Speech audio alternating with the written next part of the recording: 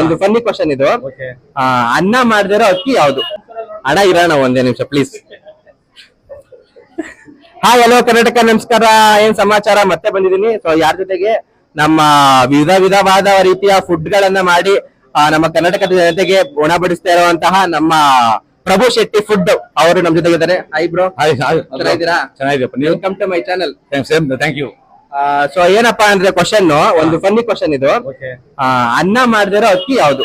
ಅನ್ನ ಮಾಡಕ್ಕೆ ಆಗದಿರೋ ಅಕ್ಕಿ ಯಾವ್ದು? ಅನ್ನ ಮಾಡಿದ್ರೆ ಅಕ್ಕಿ. ಅನ್ನ ಮಾಡಕ್ ಆಗಲ್ಲ. ಅನ್ನ ಮಾಡಕ್ ಆಗಲ್ಲ ಅಕ್ಕಿನ. ಹೌದಪ್ಪ, ಅದು ಗೊತ್ತಾಗ್ತಾ ಇಲ್ವೇ? ಪ್ರತಿಯೊಂದು ಅನ್ನದಲ್ಲಿ ಪ್ರತಿಯೊಂದು ಅಕ್ಕಿಯಲ್ಲಿ ಅನ್ನ ಮಾಡಿ ಒಂದ್ ಅಕ್ಕಿ ಇದೆ, ಅದ್ರಲ್ಲಿ ಅನ್ನ ಮಾಡಕ್ ಆಗಲ್ಲ. ಪ್ರಶ್ನೆ ಮಾಡಿ.